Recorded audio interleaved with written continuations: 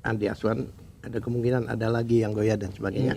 Dan banyak menyatakan bahwa itu Dokter Tifa itu benar hoax itu sebenarnya. Karena begini, Andi Aswan menghubungi saya karena ini sudah terbuka, jadi saya nggak menggunakan inisial ya. Ya.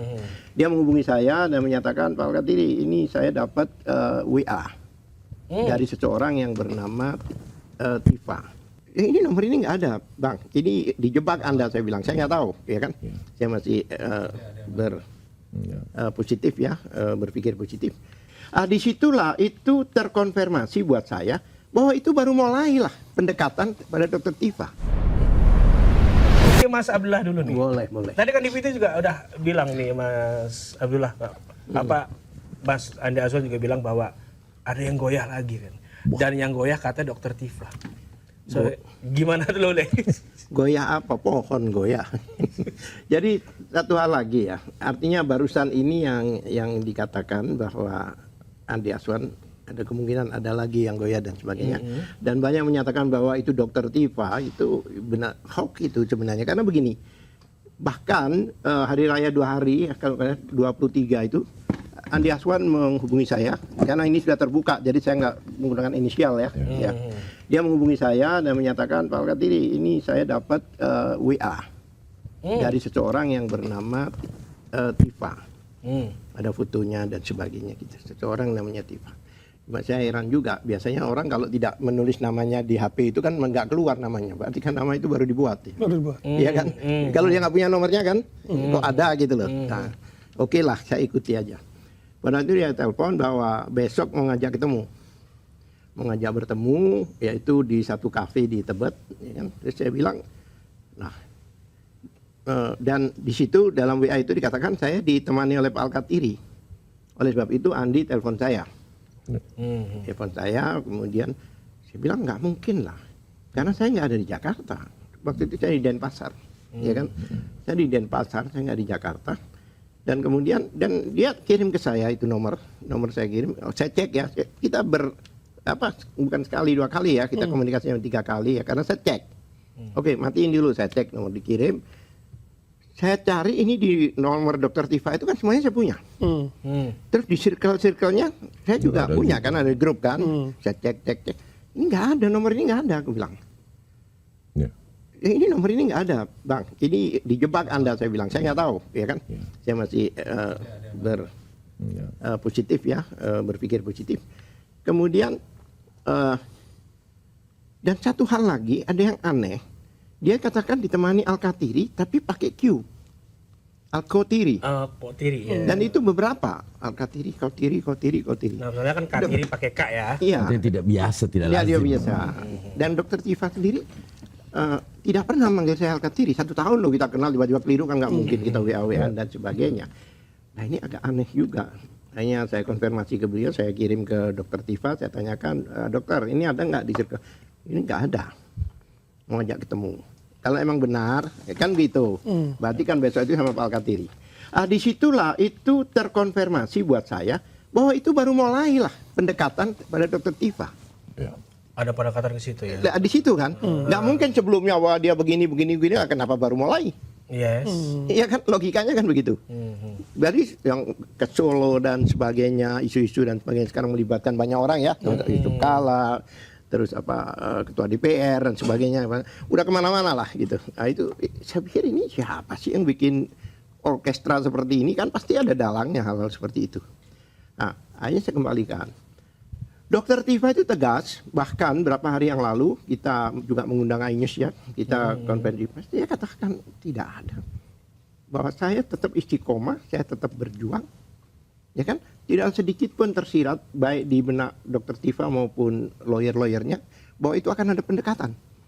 Seandainya itu kemungkinan beliau itu ingin, pasti saya lah orang yang pertama tahu, karena saya koordinator dari PH-nya Dokter Tifa. Pasti dia konsultasi lah dengan saya, ya kan? Tidak pernah. Jadi kita kaget juga ada isu-isu seperti ini. Nah, ini dugaan kami, ini mulai dibelokkan gitu loh. Jadi supaya kita jauh dari ijazah, jadi bisa hoax dan sebagainya, ya kan? Wah ini kan banyak dari segala penjuru itu, kan? Dibelokkan supaya tidak ke masalah ijazah. Itu dugaan kami ya. Jadi banyak hal-hal yang banyak orang bilang apa menggeser gawang lah istilahnya. Seperti itu. Jadi sekarang juga saya katakan detik ini bahwa tidak benar dikatakan Dr. Tifa goyah. Karena beliau ini sebagai wanita teguh, ya kan. Bahkan kemarin itu pas hari Kartini, kalau nggak salah itu beliau bikin pernyataan. Ya kan, pas hari Ibu ya, pahlawan kita ya. Ya, statement Hari Kartini. Hari Ibu Kartini maksudnya. Tadi lanjut nih Mas Ade. Bilangnya adalah Dr. Tifa tidak goyang, tapi ada upaya untuk menggeser gawang. Gimana? Termasuk nomor Mas itu, Ade. Termasuk ada yang kirim nomor ke Perbatini itu adalah upaya-upaya geser gawang katanya. Mas Ade gimana? Jadi menggeser gawang, istilah-istilah menggeser gawang lah, tidak cukup bukti lah, 120 saksi lah, 22 ahli lah. Jawaban saya gampang, storyteller.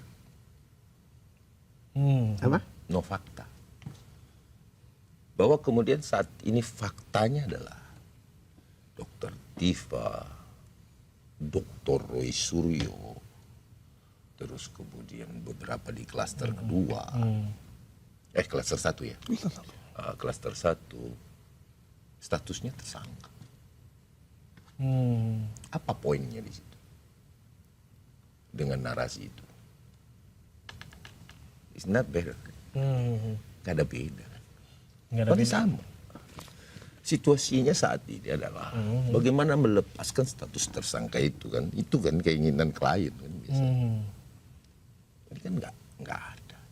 Storyteller yang disampaikan oleh saudara-saudara kita, Mas Roy, Dr. Tifa, terus kemudian Bang Refli juga kan menyampaikan ada usaha untuk menggeser gawang, itu kan storyteller semua. Faktanya hari ini statusnya masih tersangka nggak? Kan itu. Jadi ya saya melihat bahwa kali ini saya memang agak mengurangi Bang. Untuk tampil di media kan. Kayaknya nggak berapi-api lagi nih Mas Ade kalau kita lihat ini. Karena saat ini saya rasa isi nafsu sudah cukup ya. Sudah cukup, apalagi yang akan kita mau bicarakan. Paling kita menunggu bagaimana pihak kejaksaan tentu memiliki integritas yang bagus ya untuk menyelesaikan ini P21 toh. Kan itu harapan kita kan. Nah, harapan dari pelapor seperti itu. Dan pelapor garing korban kan gitu. Itu yang ingin yang poin yang paling ingin diharapkan oleh teman-teman pelapor, baik itu Bapak Insinyur Joko Widodo juga mengharapkan bahwa sampai kapan sih ini? Kan itu. Terkait persoalan. Pak Jokowi juga bertanya sebenarnya udah jenuh juga sebenarnya. Udah mau buru-buru ke persidangan gitu. Iya, Pak Jokowi juga, Bapak Insinyur Jokowi juga tidak menginginkan hal ini lama. Pengennya juga cepat. Berarti Pak Jokowi udah menutup pintu RJ Bang ya buat ke kalau Bapak Insinyur Joko Widodo saya bisa pastikan kenapa saya memang bukan Pak Jokowi. Tetapi saya melihat alam pemikiran serta dia seorang negarawan tidak akan mungkin menutup RJ.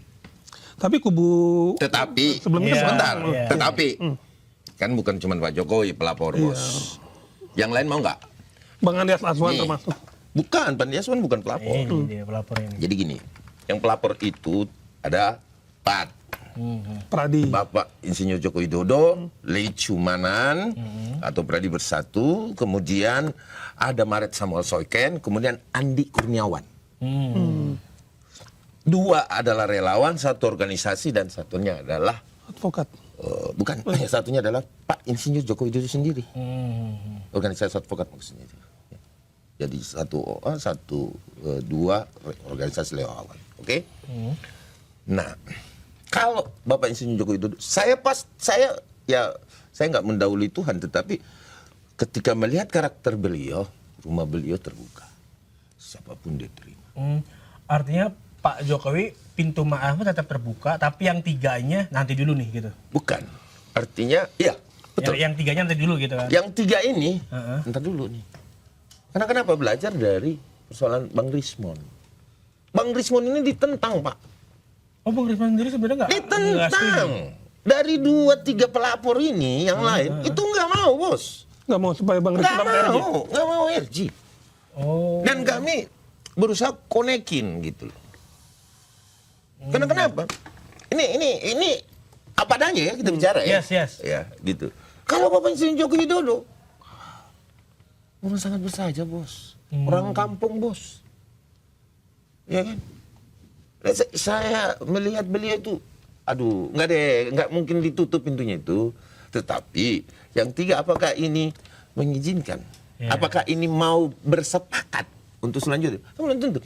Dan lagi Pak Al-Katiri klien ini mana mau, RJ lagi nggak mau. Mau nggak kalau RJ lagi? Pak Al-Katiri punya klien nggak akan mau RJ, Bos. Saya pastikan itu. Kenapa? Mereka benar, dia menganggap benar apa yang mereka lakukan. Satu peristiwa tindak pidana tidak salah kok. Buat teman-teman ini. Walaupun analogi berpikir saya, ini kembali lagi. Apa yang diteliti? Analog. Kan Oke. clear kan itu? Gak sempet baca? Dengerin aja, klik icon text to speech di okezone.com.